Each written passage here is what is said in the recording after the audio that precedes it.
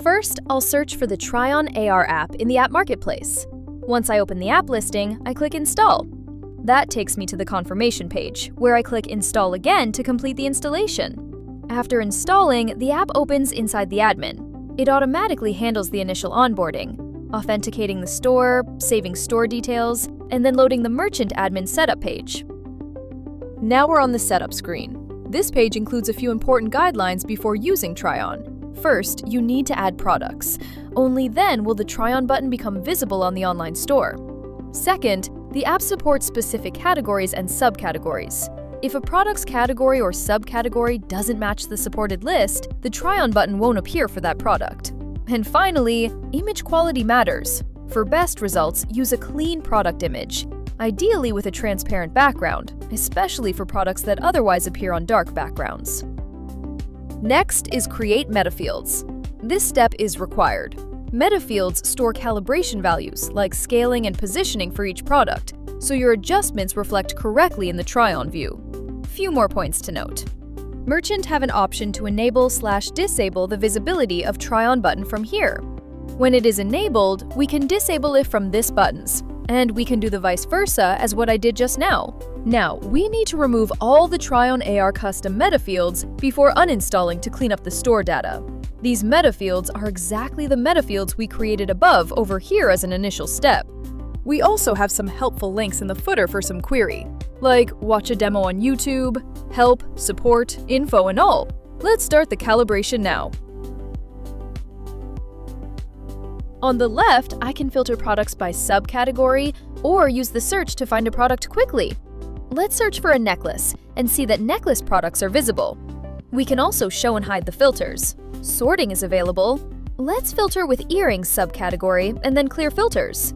If I don't see a subcategory that I recently added products for, I can click Update Missing Subcategories to refresh the filter list. Let's calibrate this product. A model loads and the app detects the face. Once detected, you'll see a confirmation notification. I'll click Start Adjustments and fine-tune the product's size and position until it sits perfectly. Once I release the controls, the calibration is auto-saved. The values have been changed after the final adjustments. Now I'll preview again to confirm the updated placement is applied. Next, let's try an earring, like a jumka. Here I can adjust scale and placement, including how the earring sits relative to the face. After saving, I'll confirm in the preview that the calibration is working as expected.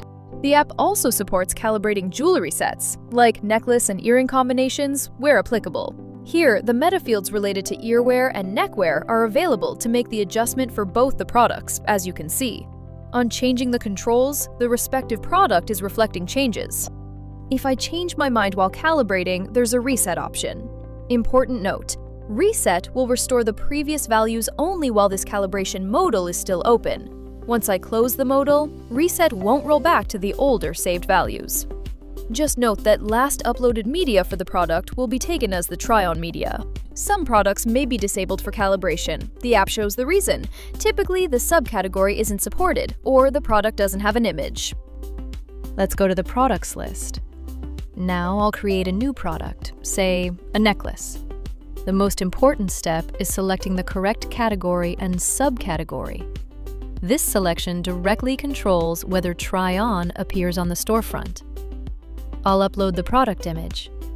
Keep the final image as the dedicated TRYON image, ideally with a transparent background. These are the product custom metafields which we created from the admin page after installation. Let's save the product. Back in the app, let's search the newly created product. The new product already renders even before calibration, because the app applies default metafield values. Once I calibrate, the new values replace the default values of the product metafields. And this is store-specific, that calibration in one store or product doesn't affect any other store or product. So we calibrated the value here and did some adjustment, and the values are auto-saved. Let's go back to the product, the new one. You can see the product metafields we created have some values. These are calibration values we adjusted in the app are stored here, and every product has its own values. This is the online store/storefront. This is the home page where the product list is visible. On each product card, you can see the TRYON button. Stores may use different Shopify themes, but the TRYON button will still appear on the product card wherever products are listed.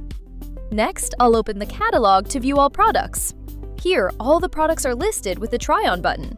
I'm going to select one product, this jewelry set. As soon as I click Try On, a modal opens and starts the real-time camera view. Face detection completes, and the necklace is rendered in the correct position and earring in the earlobes. Even if I move my head, the product stays aligned properly. Now I'll take a snapshot. You can see the captured image preview right away. If you like it, you can download it. If not, you can simply retake the snapshot. Let's try a few more items. First, this pendant. Notice how cleanly it renders on the neck. Next, these eyewear. I move my head and it stays aligned. Even when I move closer or farther from the camera, the product scaling stays consistent. Let's try this Jumco once from Details page. So it renders. To show how merchant calibration affects the storefront, I'll calibrate the Jumca from the merchant admin side. I'm going to increase the earring size during calibration. Now I'll come back to the storefront and try the same product again. Notice the updated size is reflected here. This confirms calibration changes are applied to the online store experience. Now, let me show you a common don't. If a merchant uploads a product with no image, it will show the no image warning. If a merchant uploads a product image with a dark background, the rendered product may look distorted in the try-on view.